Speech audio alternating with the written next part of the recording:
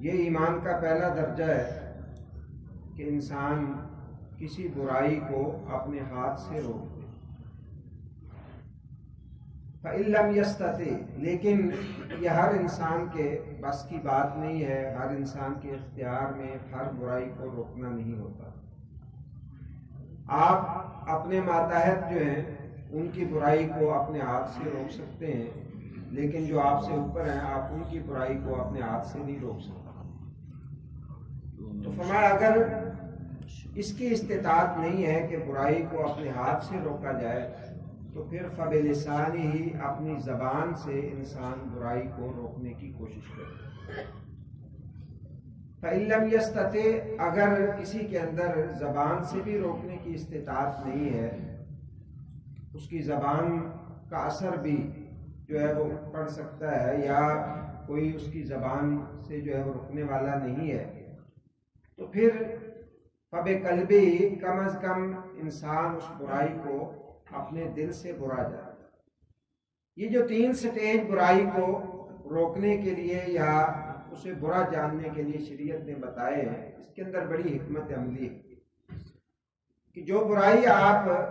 دیکھ رہے ہیں اگر آپ اس کو ہاتھ سے روک سکتے ہیں، یعنی آپ کے ہاتھ سے روکنے سے وہ برائی ختم ہو جائے گی یا وہ دب جائے گی، تو پھر آپ اسے ہاتھ سے روکیں۔ اگر ہاتھ سے روکنے سے مزید کوئی اور شر پھیلے گا، کوئی اور برائی جو ہے وہ پھیلے گی، تو پھر آپ اسے ہاتھ نہ لگائیں، آپ زبان والا کلیہ استعمال کر لیں، آپ زبان سے اس کو روکیں۔ لیکن زبان کے ساتھ بھی اگر آپ کے اندر استطاعت نہیں ہے تو پھر دل سے اس کو برا جائے۔ ہوتا یہ ہے کہ کئی دفعہ ہم برائی کو روکنے کے چکر میں یا برائی کو ختم کرنے کے چکر میں ہم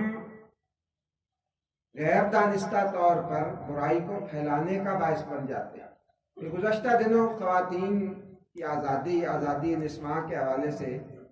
ایک دن منایا گیا۔ حقیقت یہ ہے کہ ہم میں سے بہت سارے ایسے لوگ اس مسجد میں بھی موجود ہوں گے جنہوں نے ڈائریکٹ نہ اس کو دیکھا نہ اس کو سنا، اور ہمیں جو اس کی خبر پہنچی ہمارے دوستوں کے فیس بک اکاؤنٹ سے، جو ہمارے دوست ہیں سوشل میڈیا پہ، انہوں نے ہمیں یہ خبر پہنچائی۔ تو کئی دفعہ برائی جو ہے اگر آپ اس کو ہاتھ سے روک سکتے ہیں اور اس کو ختم کر سکتے ہیں تو ختم کرنا چاہیے، لیکن اگر انسان اس کو مؤثر طریقے سے روک نہیں سکتا ہے تو اس کی تشہیر کا باعث نہیں بننا چاہیے۔ میں سمجھتا ہوں، میری اپنی ذاتی رائے ہے، غلط بھی ہو سکتی ہے، کہ اس طرح جو برائی والے معاملات ہیں یا اس طرح کے جو جلوس ہیں یا اس طرح کے پلے کارڈ اٹھا کے ایسی برائی کو اگر انسان ہاتھ سے روک سکتا ہے، اس کے پاس اختیار ہے تو اس کو روکے، یا ان لوگوں تک انسان اپنی آواز جو ہے وہ پہنچانے کی کوشش کرے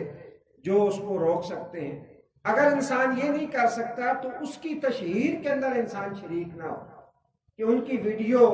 جو ہے وہ آپ نشر کر رہے ہیں اور آپ کے حلقہ احباب جو ہے جن کو پتہ بھی نہیں ہے کہ آج جو ہے وہ آزادی نسواں کا دن منایا جا رہا ہے یا کوئی جلوس نکالا جا رہا ہے، آپ ان تک بھی خبر پہنچا رہے ہیں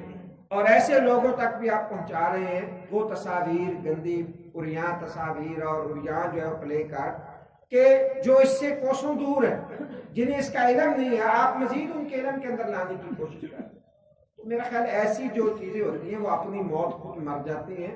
اگر ہم اپنے آس پاس معاشرے کے اندر پاکیزگی کو پھیلانے کی کوشش کریں اور حیا اور عصمت کی بات جو ہے اپنے حلقہ احباب تک پہنچائیں، اللہ اور اس کے رسول صلی اللہ علیہ وسلم کی تعلیمات پہنچائیں، تو یہ جو ناسور ہوتے ہیں اس طرح کے، یہ خود بخود اپنی موت آپ مر جاتے ہیں۔ یہ معاشرے کے اندر